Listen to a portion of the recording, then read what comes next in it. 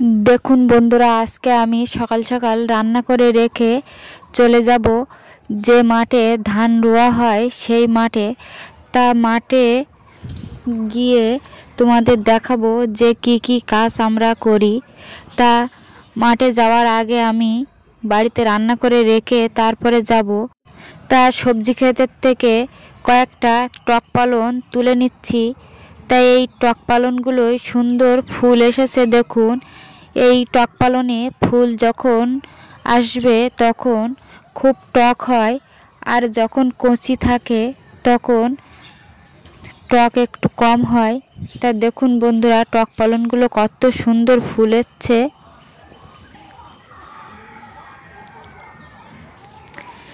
একটা একটা গাছ কত বড় বড় ঝাড় হয়েছে দেখুন।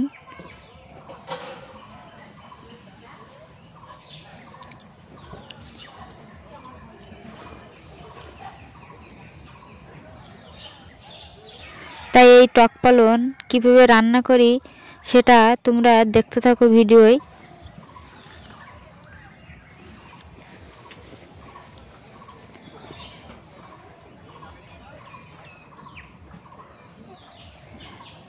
তা টক পালনগুলোকে আমি সুন্দর করে বেছে কেটে নিচ্ছি।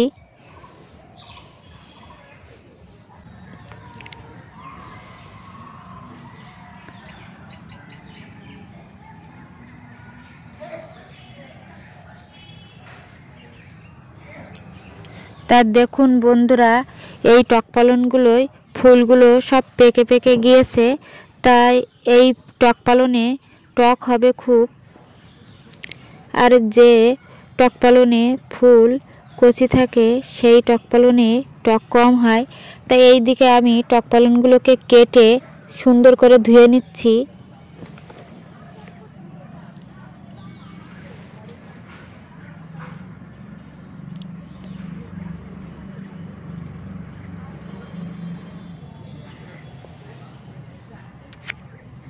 তা দেখুন বন্ধুরা, টক পালনগুলোকে আমার সুন্দর করে ধোয়া হয়ে গেছে, আর আমি রান্না করার জন্য কড়াইটা বসিয়ে দিয়েছি।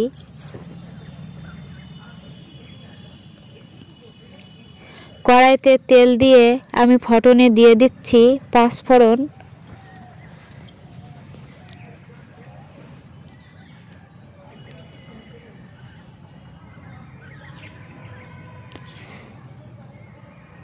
তা পাঁচফোড়নটাকে আমি একটু লাল লাল করে ভেজে নেব, না হলে সেন্ট আসবে না।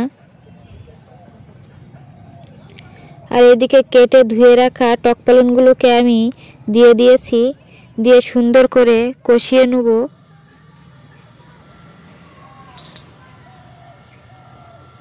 আর এইদিকে আমি পরিমাণ মতো নুন দিয়ে দিচ্ছি।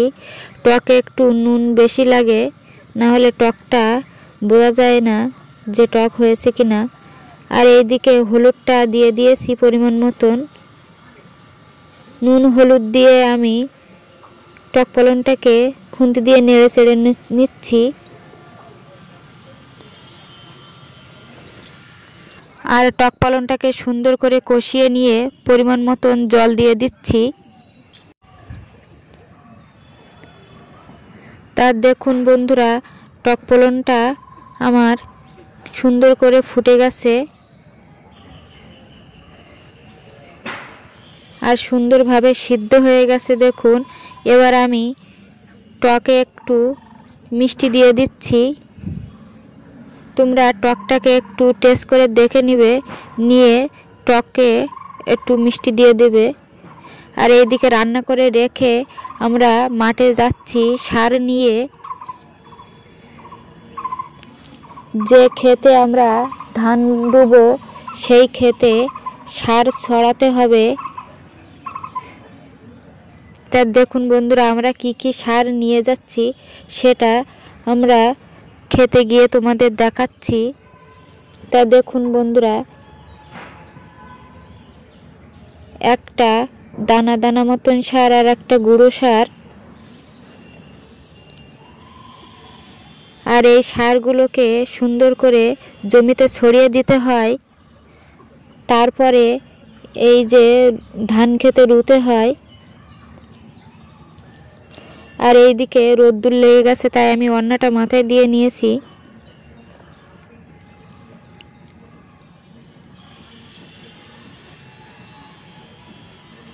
আর এই জমিটায় ট্র্যাক্টর দেয়া হয়ে গেছে। আর ধান রোয়ার আগে এই সারগুলোকে খেতে ছড়িয়ে দিতে হয়, দিয়ে তারপরে ধান রুতে হয়।